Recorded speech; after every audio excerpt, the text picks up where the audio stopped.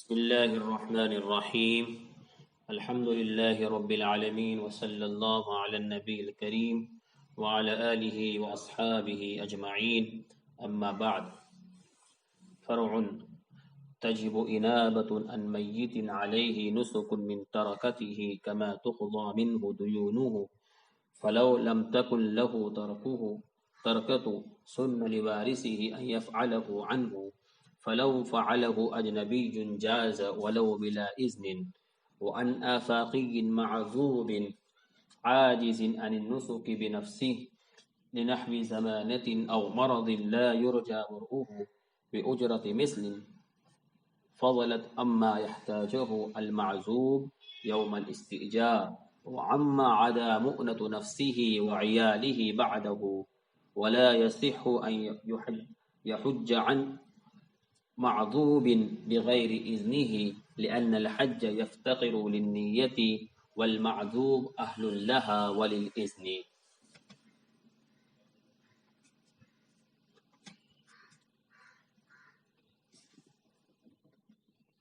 عزیز طلبہ کرام،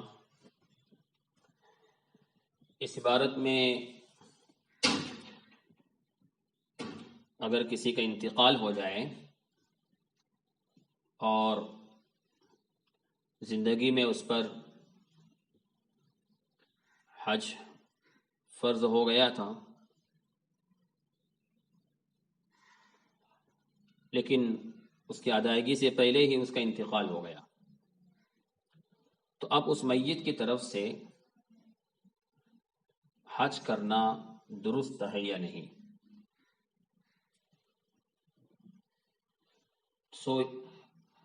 عبارت میں مصنف فرما رہے ہیں کہ میت کی طرف سے بطور نیابت حج کرنا واجب ہے جس میت پر زندگی میں حج فرض ہو چکا تھا۔ اب حج کا خرچہ کہاں سے لانا ہے؟ تو من ترکتہ، میت نے اپنے پیچھے جو جائیداد چھوڑی ہے، جو ترکہ چھوڑا ہے، اس ترکے میں سے اس میت کی طرف سے جو اس پر حج واجب تھا اس کو ادا کرنا ہے۔ بخاری کی روایت ہے کہ حضرت عبداللہ بن عباس رضی اللہ تعالی عنہما سے مروی ہے کہ قبیلہ جوہینہ کی ایک عورت نبی کریم صلی اللہ علیہ وسلم کی خدمت میں حاضر ہوئی اور عرض کیا، اللہ کے رسول، میری امی نے حج کرنے کی نظر مانی تھی، لیکن حج کرنے سے پہلے اس کا انتقال ہو گیا، تو کیا میں اس کی طرف سے حج کروں؟ تو حضور نے فرمایا صلی اللہ علیہ وسلم، جی ہاں، کہ آپ اس کی طرف سے حج کیجئے۔ اور پھر آگے ایک بات ارشاد فرمائی کہ اگر آپ کی امی پر کسی کا قرض ہوتا تو کیا آپ اس کو ادا نہیں کرتی؟ تو اس عورت نے کہا کہ ضرور، میں جی ہاں ادا کرتی۔ تو حضور صلی اللہ علیہ وسلم نے فرمایا کہ جس طرح لوگوں کا حق ادا کرتی، اسی طرح اللہ کا حق بھی ادا کرو، اس لیے کہ اللہ تعالیٰ کی ذات اس بات کی زیادہ مستحق ہے کہ اس کا حق ادا کیا جائے۔ تو اس کے ترکے میں سے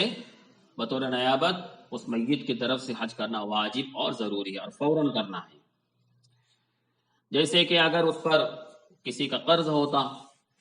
تو اس کو ادا کیا جاتا، کما تقضى منه ديونه، چونکہ حدیث پاک میں نبی اکرم صلی اللہ علیہ وسلم نے اس عورت کو حکم دیا ہے کہ اس کی طرف سے حج ادا کرو، تو آپ کا یہ حکم وجوب پر دلالت کر رہا ہے۔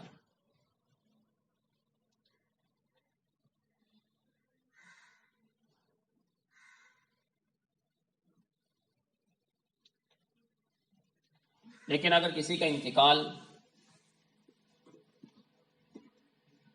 اس پر حج فرض ہونے سے پہلے ہی انتقال ہو گیا،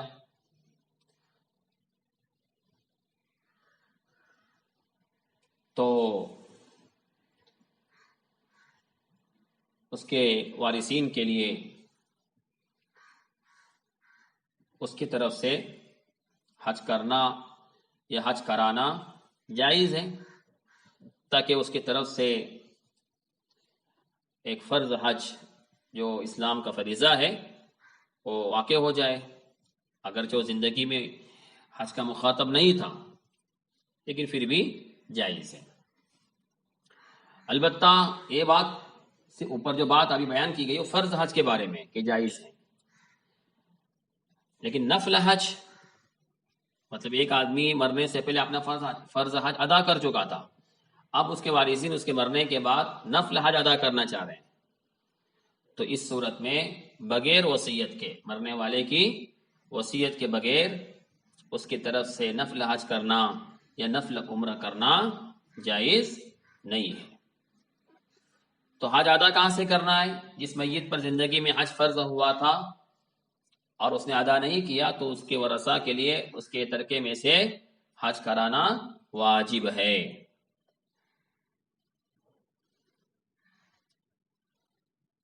لیکن فَلَوْ لَمْ تَكُنْ لَهُ تَرَكَةٌ، اگر اس نے مرنے والے نے ترکہ نہیں چھوڑا ہے تو پھر مطلب یہ ہے کہ اس پر حج فرضہ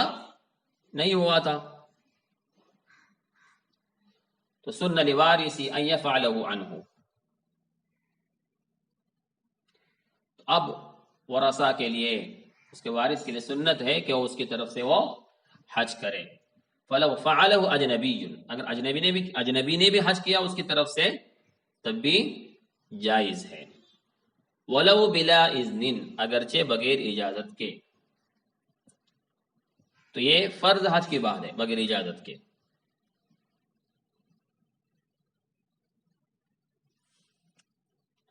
اگرچہ اجنبی حج کرے ولو بلا اذن، بغیر اجازت کے،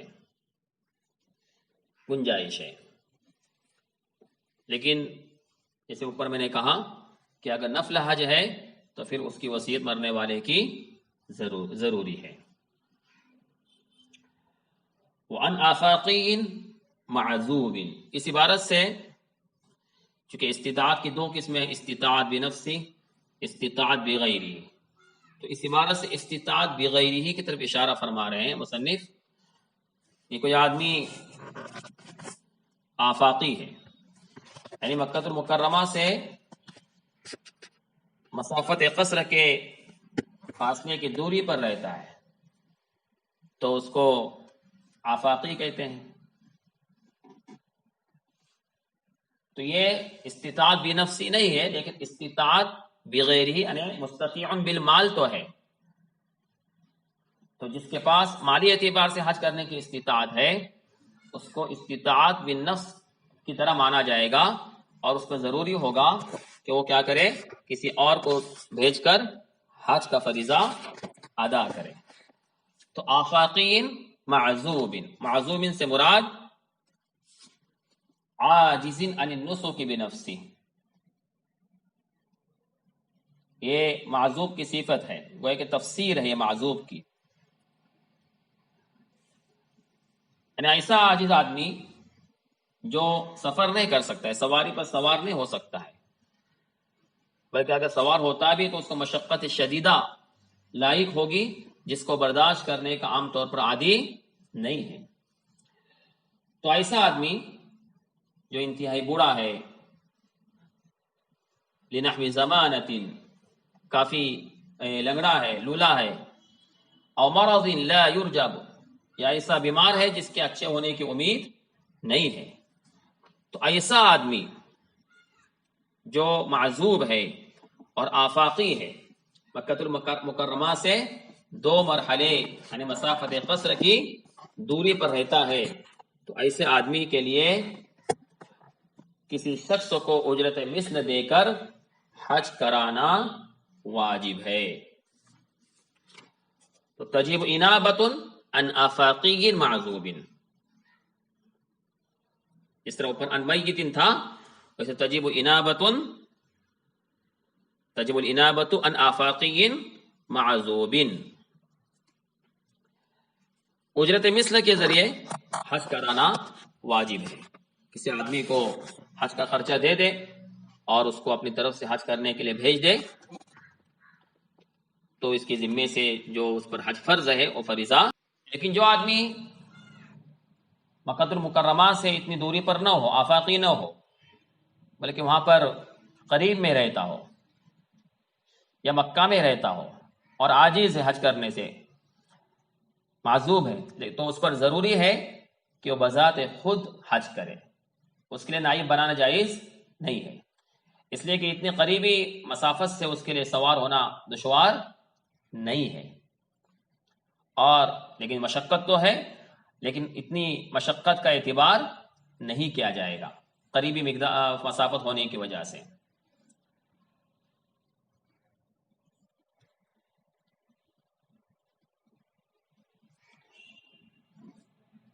اللہ ہے کہ اگر وہ وہاں سے بھی حج کرنے سے عاجز ہے، نہیں کر سکتا ہے، لازم تو ہے کرنا، تو پھر اس کے انتقال کے بعد اس کے ترکے میں سے حج ادا کیا جائے گا. لیکن فی الحال وہ کسی کو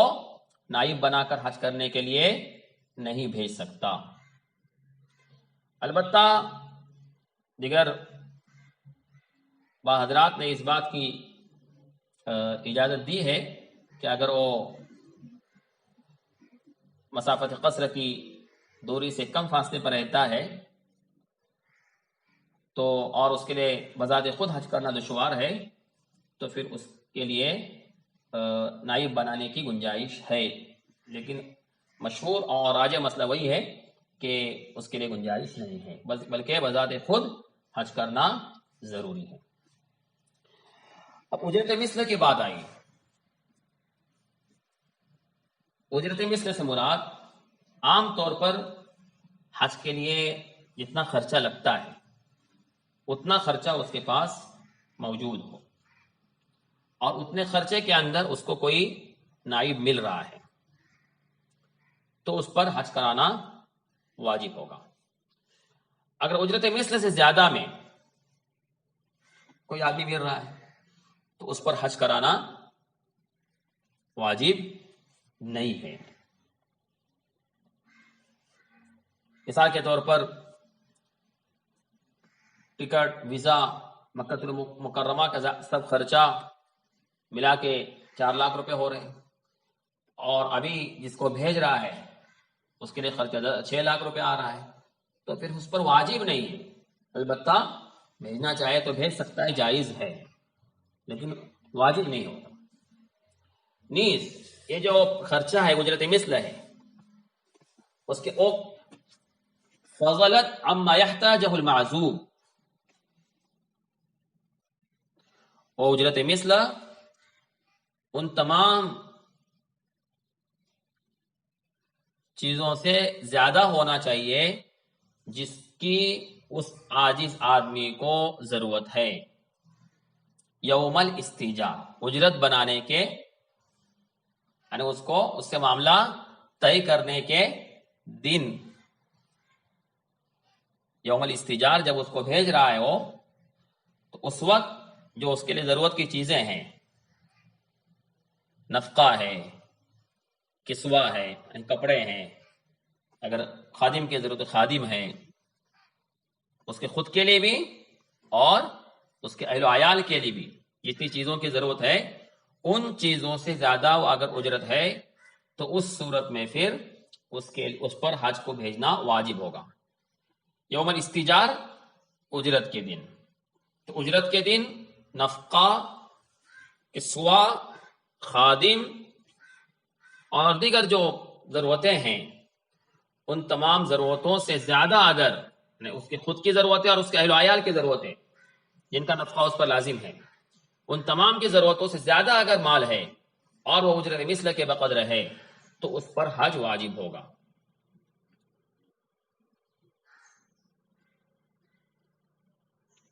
لیکن آگے کہہ رہے وہ اما عدا مؤنۃ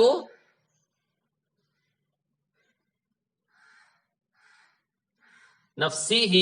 وعیاله بعده،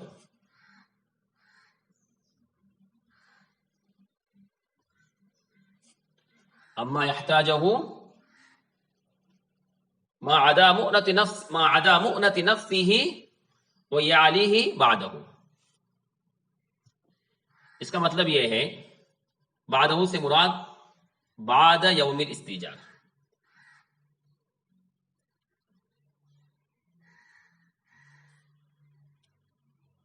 استیجار کا جو دن ہے یعنی اس کو اجرت پر لینے کا جو دن ہے، اس دن کے بعد ظاہر بات ہے اس دن کے بعد بھی ضرورت ہے، تو اس دن کے بعد نفقے کے علاوہ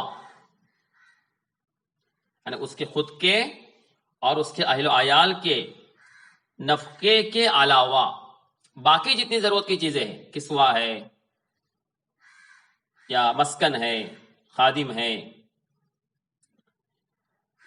تو اجرت پر لینے کے دن کے علاوہ یعنی اس کے بعد کے جو ایام ہیں، ان بعد کے ایام میں نفقے کے علاوہ جن چیزوں کی ضرورت ہے، ان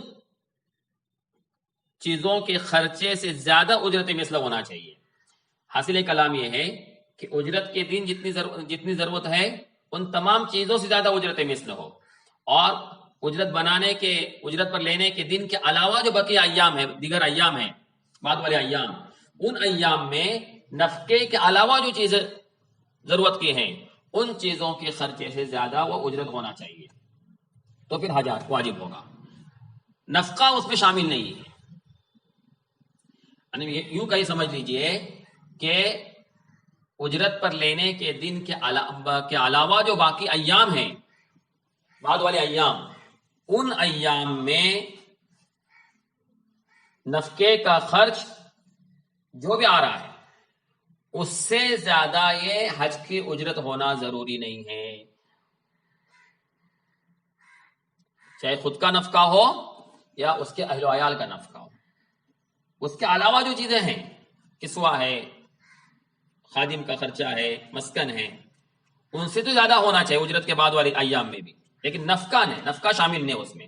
نفقے سے زیادہ اجرت ہونا ضروری نہیں، البتہ اجرت کے دن نفقے سے بھی زیادہ ہونا ضروری ہے. تو اما عدا یہاں پر جو مونا کا لفظ ہے وہ اس سے مراد نفقہ ہے، اور بعدہ سے مراد اجرت کے بعد کے ایام. تو ان ایام میں اس کے اور اس کے اہل و عیال کے نفقے کے علاوہ جو دیگر ضرورتیں ہیں، ان ضرورتوں سے زیادہ وہ اجرت مثل زائد ہونا چاہیے. اجرت کے دن کے بعد والے ایام میں اس کے اور اس کے گھر والوں کے نفقے کے علاوہ جو چیزیں ضرورت کی ہے، ان چیزوں کے خرچے سے زائد اگر وہ اجرت ہے اور زائد پیسہ ہے تو پھر اس پر حج کو بھیجنا واجب ہوگا.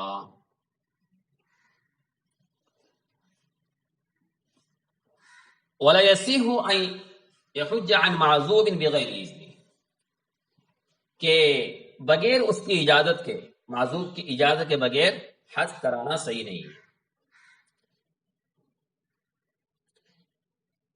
ولا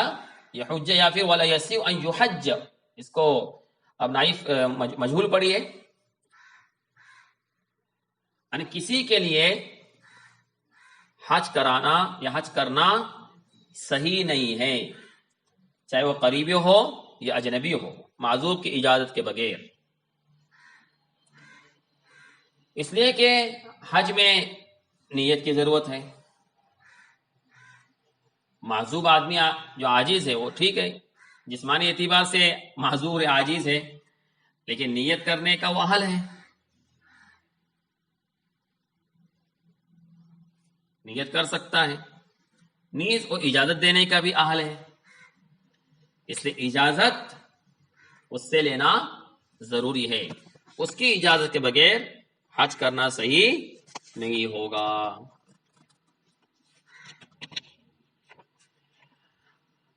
اگر کوئی آدمی مالی اعتبار سے بھی صاحب استطاعت ہے اور جسمانی اعتبار سے بھی صاحب استطاعت ہے، یعنی عاجز نہیں ہے، تو اب اس کی طرف سے اگر اپنی طرف سے کسی کو حج کرنے کے لیے بھیج رہا ہے تو اس کا وہ نائب بنانا درست نہیں ہے. نائب بنانا درست صرف اسی صورت میں ہے جبکہ کوئی آدمی مالی اعتبار سے تو ٹھیک ہے، اس کے پاس پیسہ ہے حج کے لیے، لیکن جسمانی اعتبار سے اگر عاجز ہے تو پھر وہ کسی کو نائب بنا سکتا ہے ورنہ نہیں بنا سکتا. اگر جسمانی اعتبار سے وہ حج کر سکتا ہے، کوئی اس کو عذر لائق نہیں ہے، بیمار نہیں ہے، تو اس کے لیے پھر از خود حج کے لیے جانا ضروری اور واجب ہے.